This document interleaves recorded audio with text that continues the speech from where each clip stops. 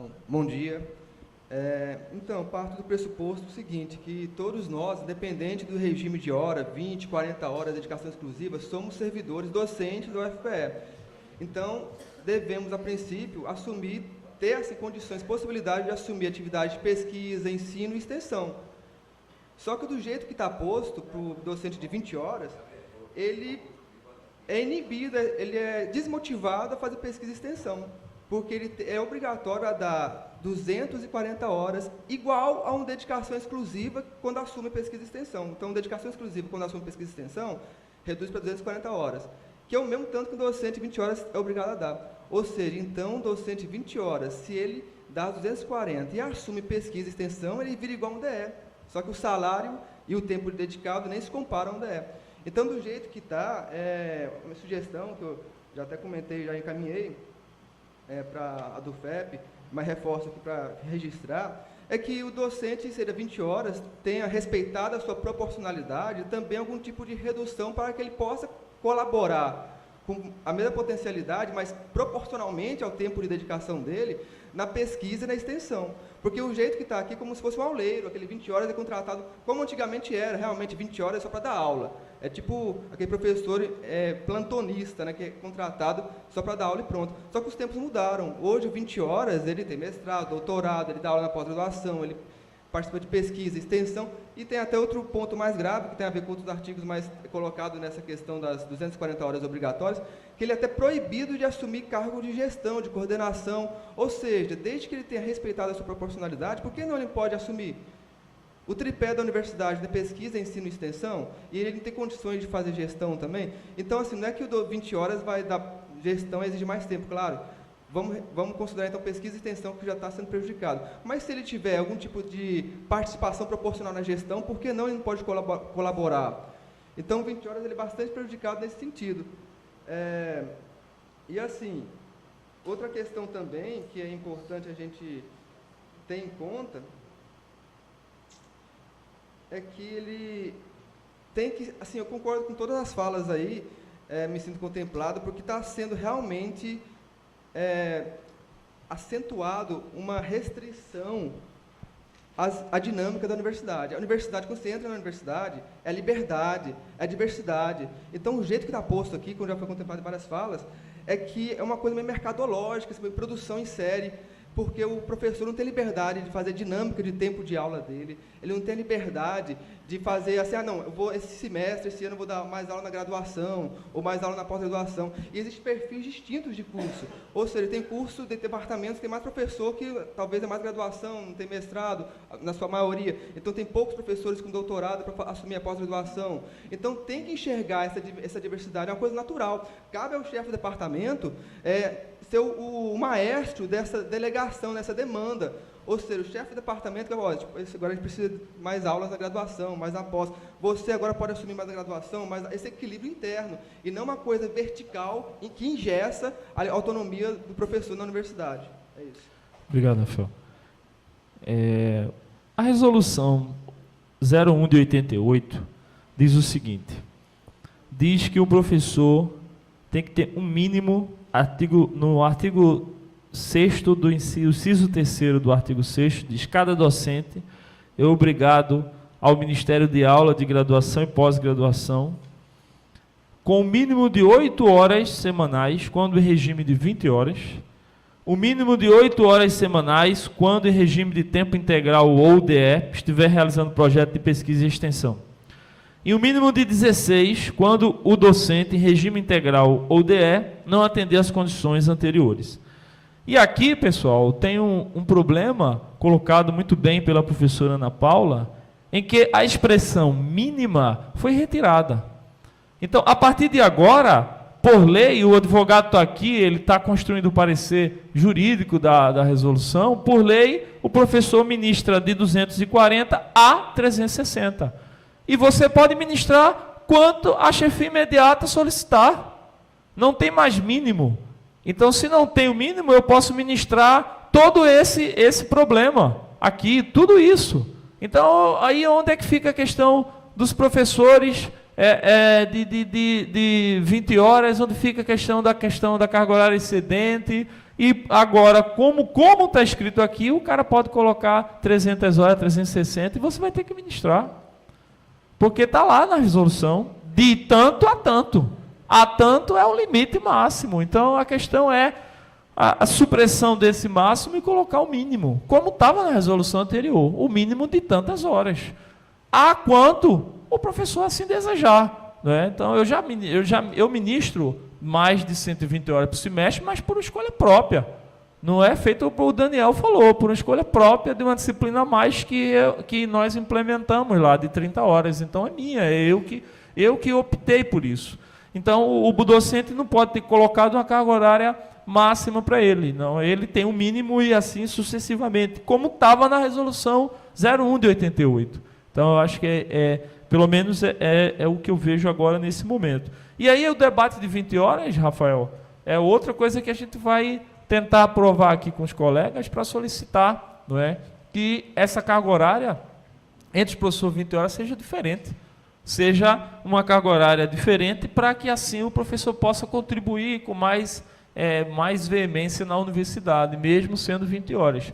Então, lógico que a concepção aqui de universidade é que a gente quer um professor com dedicação exclusiva, não é? Mas também a gente não pode criminalizar o colega 20 horas, porque democraticamente é ele optou por ser 20 horas em alguns momentos, né?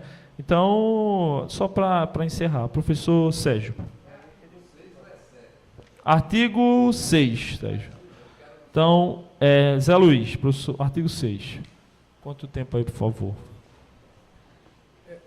Assim, eu gostaria de falar de um modo geral, pode ser? Pode ser?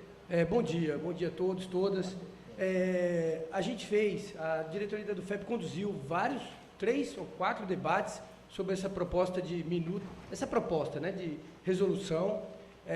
Participei de 2. Um foi no CAC, há uns 15 dias atrás, 20 dias atrás, e a semana passada no café da manhã aqui da DUFEP. E eu chego à conclusão, é importante fazer esse debate sessão a sessão, como está sendo feito. Aí eu chego à conclusão que isso aqui está troncho, isso aqui inteiro está troncho. Né? Então eu concordo com o Rafael. O Rafael, a palavra-chave é a seguinte: isso aqui quer engessar o nosso trabalho. Em nenhum lugar diz aqui como eu faço para receber hora extra. Como que o professor recebe hora extra? Vou dizer isso por quê? Porque quer se mensurar o imensurável. Os finais de semana que você fica elaborando provas ou corrigindo provas, ou até recebendo, orientando na tua casa, ou no laboratório para terminar a tese, aquela correria, aquela agonia e tal, e ajudando, corrigindo o texto e tal. Quer dizer, isso não se mensura. E não se paga hora extra por isso. E não fala em nenhum parágrafo, não tem nenhuma seção, artigo, falando da hora extra para o professor receber. Então, na minha opinião, isso aqui inteiro está troncho. Eu acho que o caminho é esse mesmo, é fazer a discussão, apresentar a proposta. Tem uma sessão aqui, no café da manhã, semana passada, a gente chegou a um consenso de que o parágrafo inteiro, o artigo inteiro tem que cair, o que não cabe no nosso estilo de trabalho. E o que eu acho que tem que fazer, a primeira ação é a ação política, evidentemente, é a ação do diálogo, é a ação do diálogo com a reitoria, com o conselho universitário. E nesse aspecto a DUFEP, o movimento docente, vai ter um papel muito importante para que o que seja aprovado aqui seja o mais próximo possível da realidade, e não um negócio de ficção, querendo engessar, como disse o Rafael, o nosso trabalho, querendo tirar a autonomia, tirar a nossa liberdade de ação. E, se não for possível, eu espero que seja possível, uma saída política, que é sempre a melhor saída para solução desse debate, a saída é a jurídica, infelizmente e lamentavelmente, como aconteceu aqui em maio e junho de 2014, quando a reitoria interpretou um e-mail do Ministério do Planejamento, e Diogo estava aqui, que é advogado, fez uma liminar, interpretou o e-mail. O e-mail, na verdade, dizia que era para o e-mail do mês de janeiro de 2014, para reajustar o salário dos servidores federais, no caso dos docentes, que foi a última parcela daquele acordo Conclua, que o Proifes assinou, estou concluindo já, em 2012, da greve de 2012. Fizemos várias reuniões, debates, assembleias aqui, que reduziu o salário de 365 docentes aposentados. Aí fizemos 5 reuniões na reitoria, não resolveu no diálogo e foi na liminar judicial que nós ganhamos, está vigente até agora. Então, eu acho que o caminho é esse, a diretoria está de parabéns de estar fazendo o debate, chamando os docentes para discutir essa proposta da reitoria. Artigo 7, Rafael.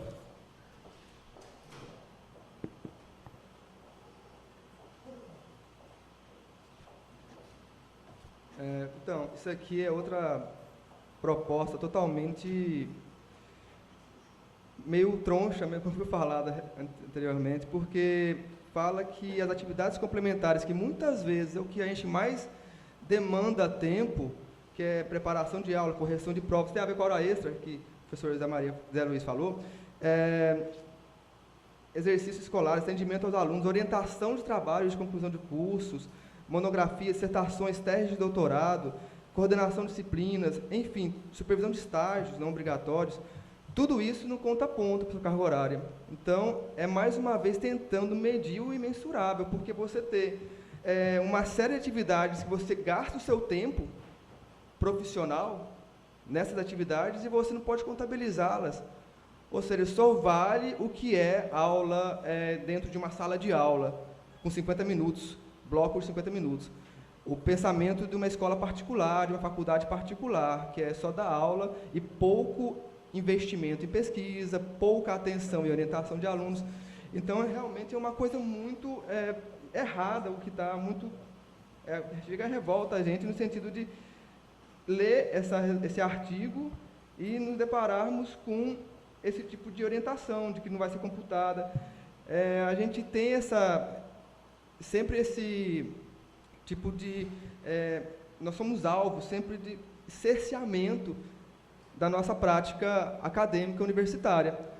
Então, mais uma vez, eu reforço a universidade, a sua autonomia, a diversidade dos cursos. A gente tem que pensar nisso. Então, cadê a hora extra? Já que eu vou orientar o aluno, já que eu vou preparar a disciplina, isso aí não é contabilizado? Tudo bem, algumas coisas você não pode contabilizar, faz parte do seu dia a dia, da sua escolha profissional. Mas, orientação de alunos... Então, a impressão que dá é o seguinte... parece que é uma lei geral feita para, de certa forma, enquadrar uma minoria que não cumpre com as suas atividades profissionais, aí coloca todo mundo no mesmo espaço para ser obrigado a ser regido por normas engessantes por causa de uma minoria, como o professor Augusto mencionou, a minoria do CAB, do Centro do Agreste, que você acaba penalizando todo mundo, em vez de você atuar caso a caso. Então, se existe uma minoria que não cumpre, é muito fácil você ver, assim, produção científica, se a pessoa, não, eu não vou dar aula porque eu estou orientando o aluno, então cadê a orientação?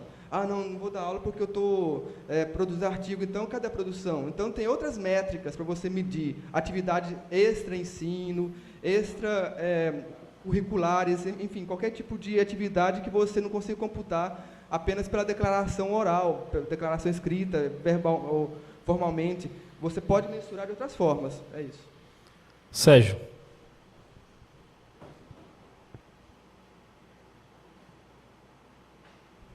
Eu me inscrevi aqui pelo parágrafo 2 desse artigo. Diz assim: a carga horária dedicada às atividades complementares não são consideradas para fim de dimensionamento do esforço docente da unidade de locação. Vê, rapaz. Primeiro ele coloca aqui uma palavra de esforço acadêmico. Eu acho que antes disso não tem nenhum lugar que ele define esforço acadêmico. E não é o esforço acadêmico do professor, não, é da unidade, né? Isso talvez seja uma pressão para que o departamento não permita que seus docentes façam alguma atividade chamada complementar aqui, tá certo? Então, é complicado. Para mim, eu estou achando que isso tem a ver quando a universidade vai distribuir vagas, as vagas que vêm do MEC chegam para a universidade sem uma determinada alocação da vaga. Aqui na universidade, por exemplo, chegam 30 vagas. Então, ela vai definir aonde colocar essas vagas, quais são os departamentos, quais são os centros. E aí, desde a época de Amaro, ele instituiu, antes era moeda política, isso aí, o diretor do centro e o chefe do departamento ia lá e ficava devendo um favor ao reitor quando ele cedia uma vaga ou duas para aquela unidade. Depois Amaro criou lá uma regra, né, esqueci o nome agora, mas é uma classificação, não é, para saber como é que vai distribuir essas vagas. Então, talvez esse esforço acadêmico tenha a ver com isso, mas isso é muito complicado. Então, não pode chegar, primeiro, as atividades são chamadas complementares, como o Rafael colocou aqui antes, não são tão complementares assim, né? Uma orientação de tese, uma coisa desse tipo aí, não é tão complementar assim. E depois, dizer que isso não conta para o esforço acadêmico. Então, o que a gente vai transformar essa universidade é numa universidade particular, ou seja, vai ser uma universidade que não tem muita atividade de ensino, de pesquisa, e agora que estão colocando de inovação. Ele vai botar em cima desse engessamento que a gente já denunciou aqui. Daniel. A mesma colocação de que ela continua sendo torta, ela coloca o ensino, mas não pela qualidade do ensino. Aqui é gravado. Fica gravado, Daniel. Depois para fazer a ata, mas Para fazer a ata é mais está fácil. colocado não é a qualidade do ensino, mas como o Tribunal de Contas vai dizer que você trabalhou e o sistema de controle, que aí entra a caderneta eletrônica, se junta com isso, é sala de aula. Então, não importa que seja uma universidade com pesquisa e extensão, importa que a gente seja um escolão. Isso por um lado. Por outro lado, que a gente vai ver aqui, tem alguns outros problemas, que ao mesmo tempo que joga para o ensino, e aqui dá para perceber que alguns vão ser jogados, outros não, porque abre o leque, né? Não é direito para todo mundo. Aí vai perguntar quem vai estar na pós, né? Aprofunda o fosso, que é justamente quem está na pós e quem está na graduação, coisa que a gente, nessa lógica, não ajuda a superar o problema, porque aparentemente diz assim, olha, vocês que estão na pós vão ter que vir para a graduação, vocês não querem dar mais aula na pós. Isso é a aparência, mas o efeito não é esse.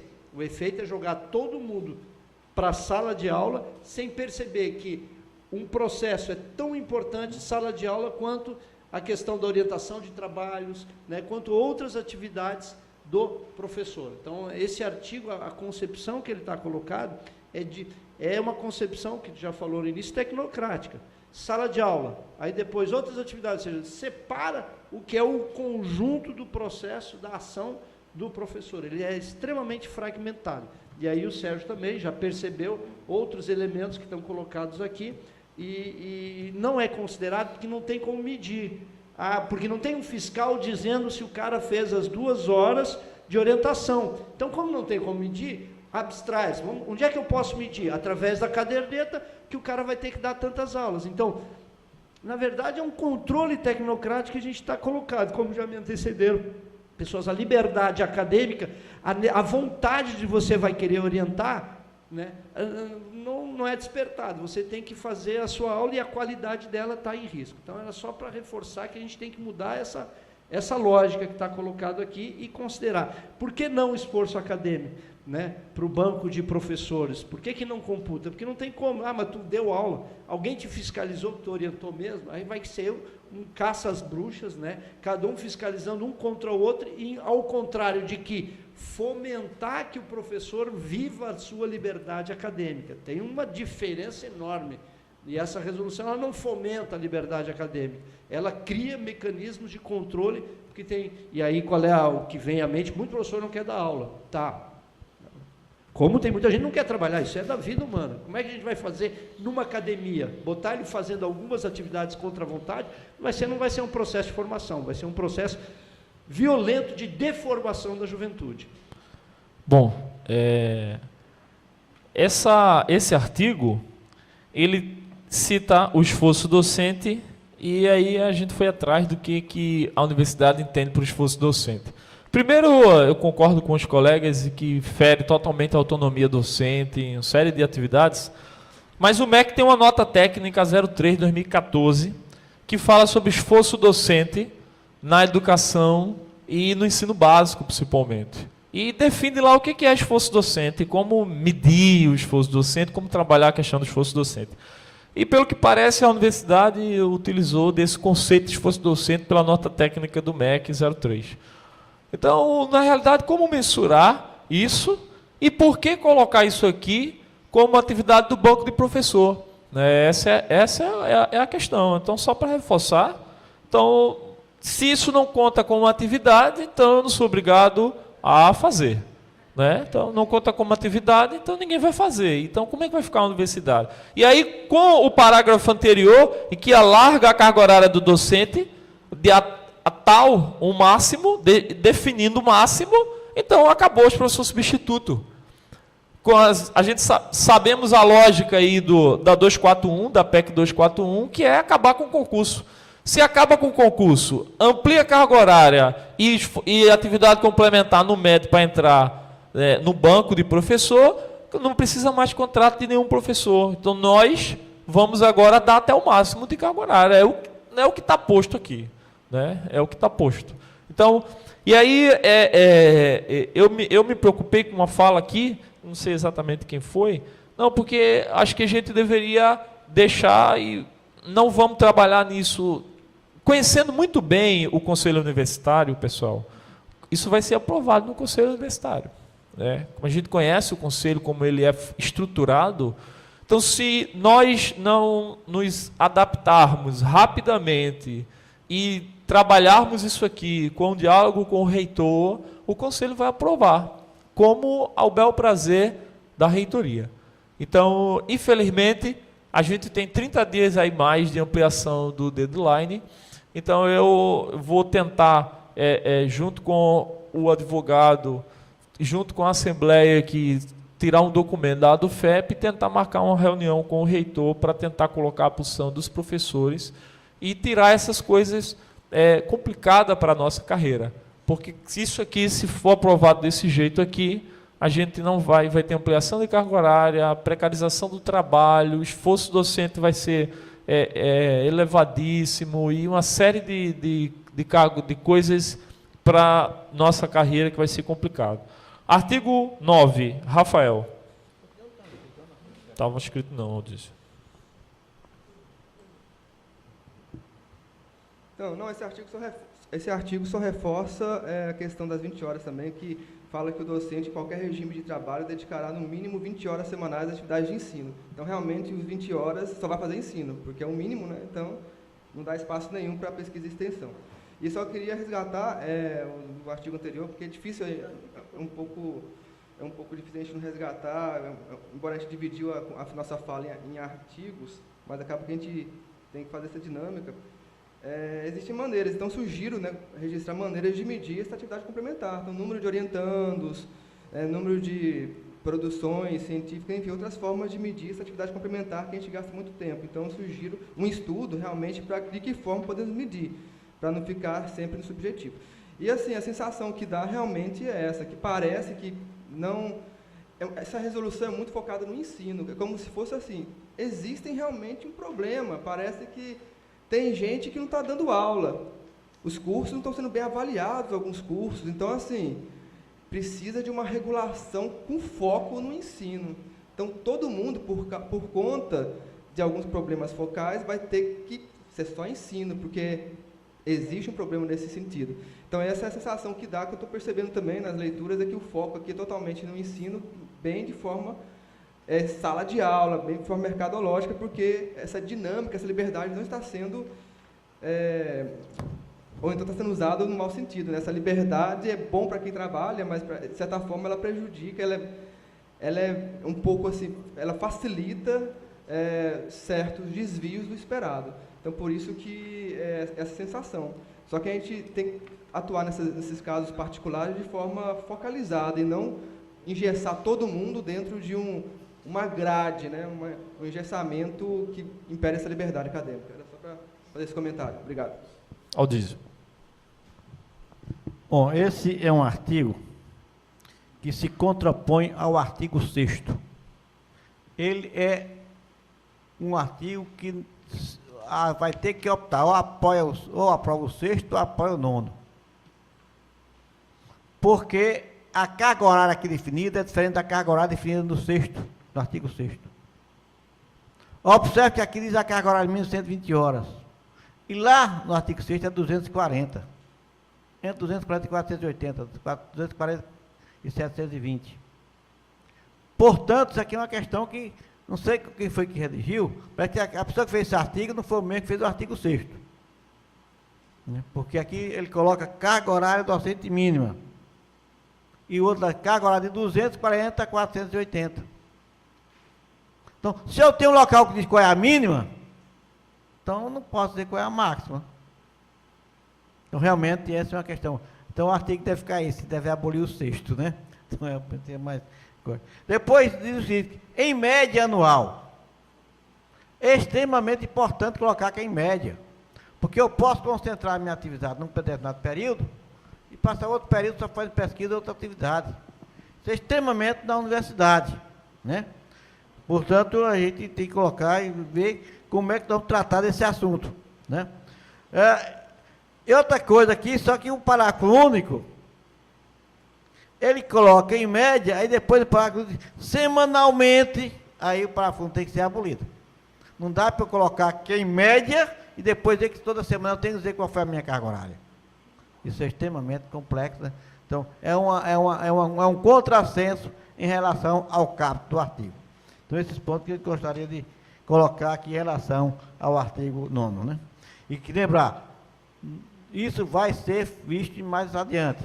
E nós vamos ter que optar entre o artigo 9º e o artigo 6º. Eu acho que o artigo 9º é que é o artigo correto. Está, inclusive, dentro da resolução 1/88. Renato.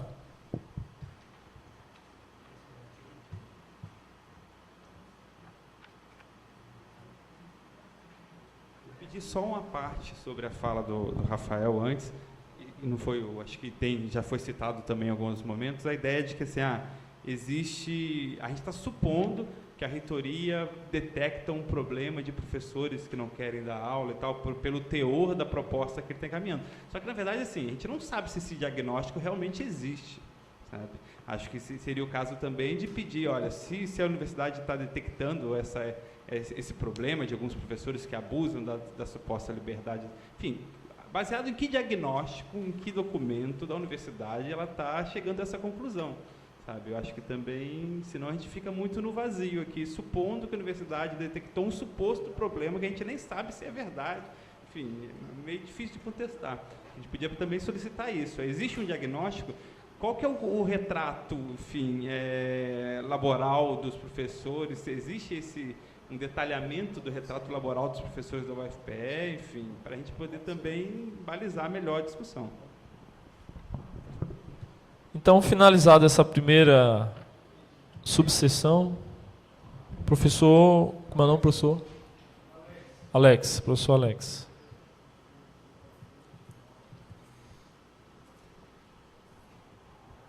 Bom dia, colegas. Talvez fosse uma sugestão da gente comparar esse artigo com o PDI, né, o último PDI, que tem uma proposta muito mercadológica. Eu acho que seria interessante. Agora, eu acho também que tem um vício de origem na discussão, que é o fato de que na universidade, nas últimas décadas, a gente tem desvinculado a pesquisa e o ensino. Então, como eu venho de um curso novo e que a entrada do grupo no curso coincidiu com a própria formação do curso, então a gente pôde agir no currículo, os nossos colegas lá, todos eles ensinam o que é efetivamente pesquisa e a extensão também é o resultado da pesquisa. Então, essa divisão entre 20 horas de ensino, 20 horas para demais atividades, ela fica confundida. Então, me parece que a gente tem um problema maior, que é o problema de uma esquizofrenia que faz com que você pesquise uma coisa e que você ensine outra. Eu acho que isso a gente precisaria também repensar.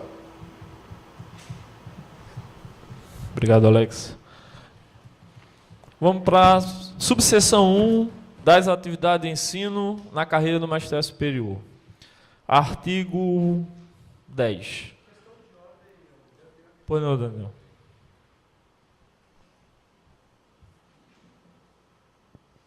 Conforme foi deliberado no início o procedimento, que a gente pudesse ter um teto, né, para que a gente pudesse já antecipar quando é que a gente vai se reunir de novo, que a gente não vai começar do zero, vai começar do artigo strike, parar no 10º, fazer só uma sessão no máximo, para a gente não ficar aqui exaurido e as pessoas socializar todos esses processos para que a gente termine aqui antes do meio-dia, 10 para meio-dia, 5 para meio-dia, para não esvaziar e não perder esse ritmo conforme a gente se organizou. Então, eu já definiria, tipo, daqui a 15 dias, daqui a uma semana, apontar logo que o dia... mas assim, já apontar um mecanismo, a gente se organizar e já saber, vai ser a partir do artigo que a gente parar, para a gente ter um fôlego legal, fazer um debate bom. Ok. Sérgio?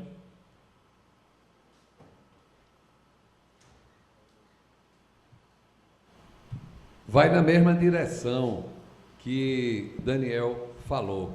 Eu acho que a gente deveria montar uma estratégia de discussão e deliberação em assembleia, como a gente fez hoje, e também discutir um pouco agora, nesse tempo que falta, assim, politicamente, como agir, não é? A gente vai atrás dos chefes de departamento e pedir para fazer plenárias e participar das plenárias para já levar esse acúmulo nosso para os colegas dos departamentos. A gente vai visitar os diretores de centro e alertá-lo do que está aqui para mostrar a eles que isso é muito complicado de levar para o conselho universitário. A gente sabe que quando o reitor vai fazer um conselho universitário, antes ele chama todos os diretores no seu gabinete e discute com ele o conselho universitário, porque ele não se dispõe a perder nada lá dentro do conselho universitário. É por isso que a gente tem a impressão de que sempre que ele chega lá, ele ganha, porque aquilo já foi combinado antes do jogo. Então, de qualquer maneira, eu acho importante a gente discutir um pouco, nesse tempo aqui, uma estratégia política de como continuar. A gente tem que levar em consideração que a mobilização docente é muito baixa em função da importância disso aqui. Primeiro, essa assembleia de hoje, com pouca gente. Depois, esses debates que a gente fez em cada centro, a gente fez debates com 10, 12 colegas, tá certo? Com menos até. Então, eu acho que a gente tem que alertar os colegas da gente. Gente, estão cuidando da sua aula, se é 60, se é 50 minutos, no seu relatório, de tudo seu, inclusive das progressões. Então, um assunto de tal relevância, a gente está com pouca adesão da base. Então, a gente precisa discutir politicamente o que fazer. Então, como tem acordo com os colegas, então, como encaminhamento, uma solicitação para o plenário é que a gente pudesse, 2 encaminhamentos, marcar uma assembleia agora para a próxima quarta-feira, dia 7, é feriado, né? Quinta-feira, dia 8, certo? Pela manhã, e iniciar a subseção 1 já na próxima quinta-feira. E o outro encaminhamento, se a plenária decidir assim, é a gente criar uma comissão de professores de cada centro, com representação de centro, o máximo de professores possível, para que a gente pudesse compilar as decisões e, assim, ter um posicionamento mais concreto. A assembleia que acontece e a comissão, paralelamente, trabalha em conjunto. E a gente vê a logística dessa operacionalização da comissão para, no final do mês, a gente ter um debate melhor. E a comissão para que a gente pudesse ampliar o debate entre os colegas, não é? Do centro. E como essa logística vai acontecer, a gente decide aqui com vocês. As duas coisas. Né? A assembleia aqui, a partir da próxima semana, e a gente marca assembleias semanais, e uma comissão por centro. De todos os centros, e a gente define aqui como operacionalizar essa logística. E nesse 1 hora, a gente fecha a assembleia com meio-dia, e nesse tempo agora a gente debate qual é a logística dessa comissão. A conversa com o reitor, professor Alex, eu enviei um ofício ao reitor solicitando uma agenda para a do FEP dialogar com ele, desde quando nós assumimos e até o presente ele não me respondeu. Mas a conversa seria quando a gente tivesse uma posição da do FEP. Né? Mas veja só, eu acho que uma posição, a posição a gente tem que tirar, mas eu acredito que a conversa com a reitoria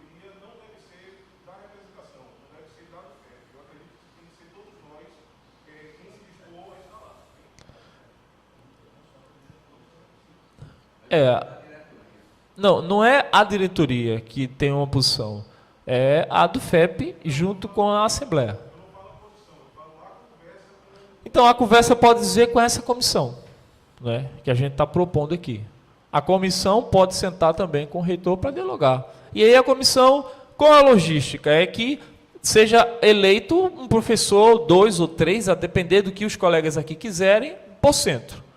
Entendeu? Então, com essa logística, aí cada professor vai decidir no centro como eleger as representações. A do FEP vai enviar para todos os diretores a proposta e os diretores, assim, junto com os professores, fazem a reunião e decidem os colegas para formar a comissão e se reunir nesse mês intensamente para debater isso aqui, paralelamente às assembleias. Quem tiver outra proposta, a gente pode dialogar aqui. Nesse período, até meio-dia, a gente faz esse debate. Pode ser? Okay.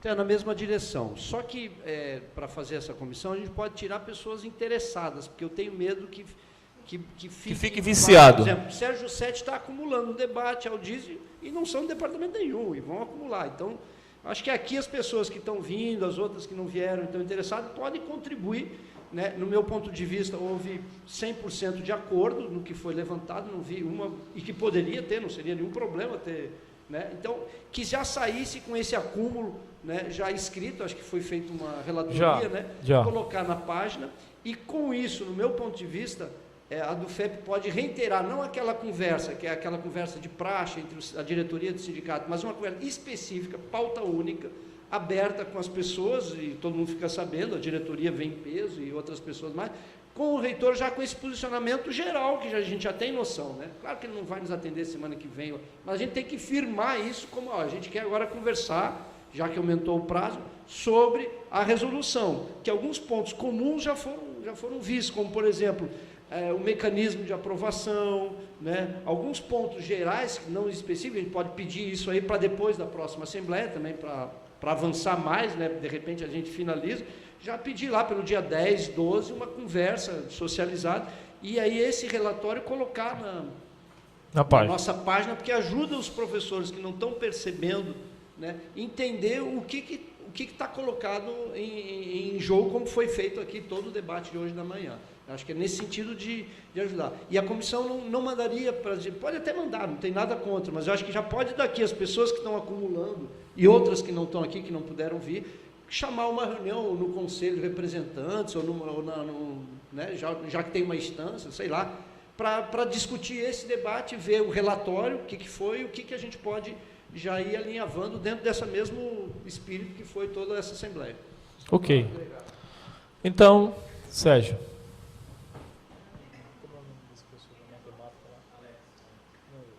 Só complementar o que Daniel colocou, eu acho o seguinte, a gente já mandou ofício para o reitor, já faz tempo, solicitando uma reunião, assim, a diretoria nova tomou posse, vai lá conversar com ele, assim como é de praxe, e ele sequer respondeu a isso aí.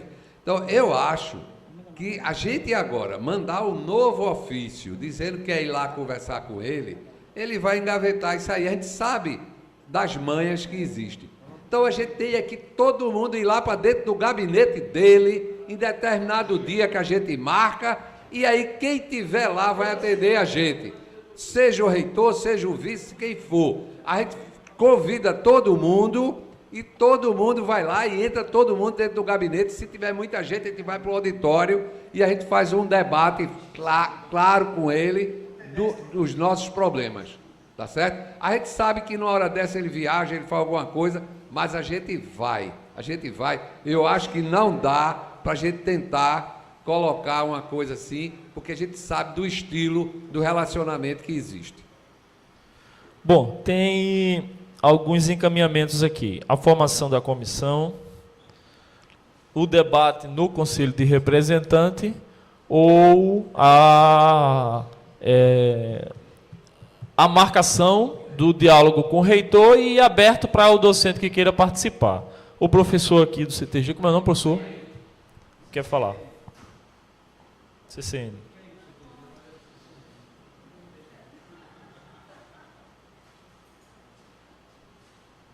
só para complementar, né, o que foi colocado aqui, eu acho que a questão da comissão, a gente poderia montar uma comissão e essa comissão criar um grupo de trabalho. E esse grupo de trabalho ampliar. Poderia ter reuniões periódicas desse grupo de trabalho, porque quem pudesse, não seria uma reunião, não seria uma assembleia, mas um grupo de trabalho tem uma vantagem. As pessoas poderiam até... Porque é preciso fazer uma leitura desse documento e para começar a pontuar as contradições internas e as contradições do próprio documento. Então, nesse sentido, essa comissão poderia gerenciar o grupo de trabalho, que poderia tentar se reunir ou usando outros artifícios, podia ser via um chat, via e-mail, para fomentar essa discussão, para que a Assembleia tivesse mais qualificada. Nós aqui estamos mais qualificados que os colegas, tivemos uma primeira oportunidade de fazer essa leitura. A gente tem que ampliar isso aí. E esse grupo poderia, eu acho que precisa eleger o representante. A gente vai incorporando pessoas dessa comissão. Isso aqui é importante. E aí, eu acho que já agora aqui, a gente já podia tirar uma nota genérica dizendo, criticando o documento. Uma nota genérica, sem entrar em todos os detalhes, porque aí a gente vai aprofundando isso. Já deixa dar uma sinalização para o professor que não veio para a Assembleia de hoje, que na leitura que nós fizemos preliminar, já aponta muitos problemas seríssimos. Né? Então, nesse sentido, eu acho que a gente poderia tirar uma coisa simples, sucinta, dizendo, já seria uma reprovação do processo, dessa resolução, sem aprofundar muito. Acho. Então, como encaminhamento, a nota genérica sobre a resolução, com o debate, substituição da comissão pelo Conselho de Representante, ou formação da comissão e marcação com o reitor e entre os grupos de professor. Renato.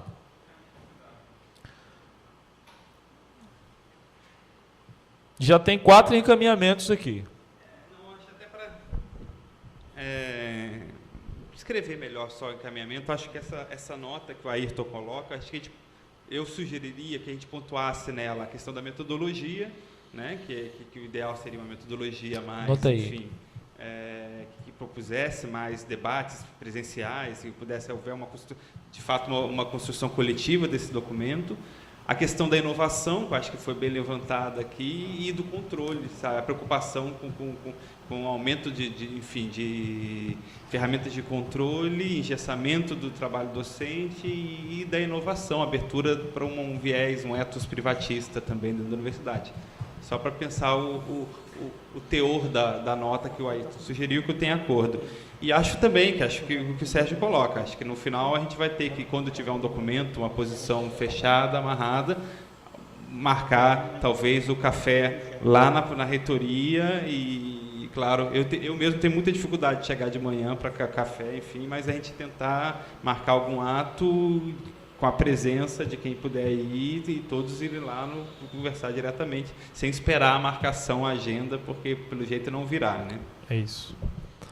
Então, vamos fazer a nota, e não só metodologia e inovação, colocar também a questão da isonomia, a questão da criminalização dos centros, e essa nota, carga horária. Então, essa nota, podemos dirigir essa nota para o Conselho de Representantes? Pode ser assim? Sérgio, veja. Tem 6 encaminhamentos aqui. Então, fica difícil a gente compilar os encaminhamentos. Primeiro, a nota. Então, a operacionalização da nota. A gente vai junto com o Conselho de Representante, aberto para o professor que quiser contribuir. Pode ser assim? Para que todo mundo possa contribuir com a nota, a gente faz a boneca da nota e todo mundo dá a sua contribuição. Ok? Junto com o conselho e a diretoria e os professores que quiserem participar. Então, esse é como primeiro encaminhamento. Então, aprovado, todos concordam? Então, o segundo é a comissão. A comissão foi definida a formação de comissão ou a substituição dessa comissão pelo conselho. Então, como é que a gente vai trabalhar? Querem que a gente crie a comissão junto com o conselho ou a gente abre uma data aqui para as pessoas que quiserem participar da comissão? Pode falar, Daniel.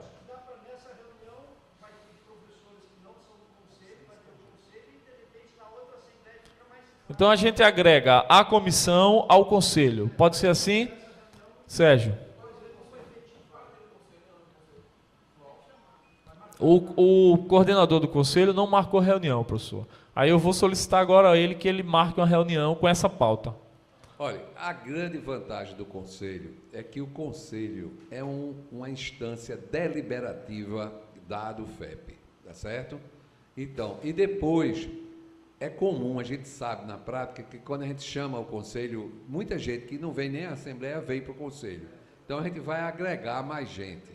Então, essa ideia de a gente fazer a comissão junto com o conselho, quer dizer, mesmo aqueles que não são conselheiros vão vir em nome da comissão para tratar desse assunto. Então, eu acho que está tranquilo essa ideia. Ok. E a definição de uma data para o debate com a reitoria. Foi outro encaminhamento aqui do professor. O professor Renato, se eu não me engano, falou sobre... Não, o professor falou sobre do SIM, falou sobre grupo de trabalho, né? Então, é outro encaminhamento. Pode-se substituir essa comissão com o conselho e aí a gente deixar a questão do grupo de trabalho. A dinâmica pode ser modificada. E a data do reitor, para que a gente possa fazer o debate com o reitor.